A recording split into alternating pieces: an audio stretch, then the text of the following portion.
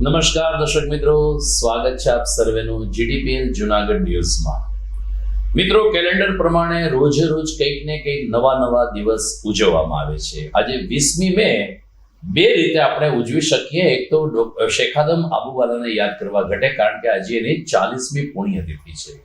આદમથી શેખાદમ સુધીની સફર દરેક સાહિત્ય પ્રેમીઓ માટે મહત્વની બની રહેતી હોય છે।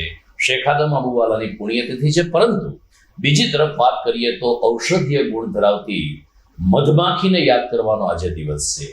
20મી મે 2017 ને દિવસે મધમાખી ઉછેર કરતા એસોસિએશને વિશ્વ મધમાખી દિવસની ઉજવણી કરવાની રજૂઆત કરી અને સરવાળે એક વર્ષ પછી જ 20મી મે 2018 થી 20મી મેના દિવસે વિશ્વ મધમાખી દિવસ ઉજવવાની જાહેરાત થઈ। આજે વિશ્વ મધમાખી દિવસ છે। મધમાખીથી આપણે સૌ કોઈ ડરતા હોઈએ છીએ, એનો ડંખ ખૂબ જ આકરો હોય છે, પરંતુ એ મધમાખીનું જે કામ છે એ ખૂબ જ વ્યવસ્થિત અને ખૂબ જ માનવ જિંદગી માટે ઉપયોગી છે। આપણે મીઠું મધ ખાઈએ છીએ, પરંતુ એ મધ મેળવવા માટે જે ઉછેર કરનાર લોકો જે મહેનત કરે છે, એ મધમાં જે ઔષધીય ગુણ છે, જે માનવના આરોગ્ય, માણસના આરોગ્ય માટે ખૂબ જ મહત્વના છે। તો આવા વિશ્વ મધમાખી દિવસે જોઈએ જીડીપીએલ જુનાગઢ ન્યૂઝમાં મુખ્ય સમાચાર।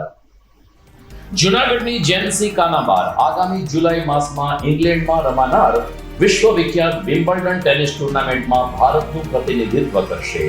13 વર્ષની જેન્સીની ઈચ્છા ઓલિમ્પિકમાં પણ ભારતને ગોલ્ડ અપાવવાની છે। ગરમીને કારણે સિવિલ હોસ્પિટલમાં તાવ, શરદી અને ઝાડા ઉલટીના દર્દીઓ વધ્યા। દર્દીઓનો ધસારો અને તબીબી અધિક્ષકના આંકડા વચ્ચે જોવા મળી રહી છે વિસંગતતા। ચોમાસામાં જળ સંચય કરવા મહાનગરપાલિકાએ શહેરમાં 650 થી વધુ રિચાર્જ પોઈન્ટ બનાવ્યા છે, પરંતુ તેની સંભાળ રાખવાની ચિંતા કોઈ મહાનગરપાલિકા કરતી નથી। અને વંથલી પાસે હાઈવે ઉપર હરણનો મૃતદેહ મળ્યો। પુરપાડ વાહનની હડફેટે હરણનું મોત થયું હોવાની સંભાવના। અગાઉ દીપડો પણ આ જ રીતે મોતને ભેટ્યો હતો। આ તમામ સમાચાર આપણે વિસ્તારથી જોઈએ તે પહેલા લઈએ એક બ્રેક।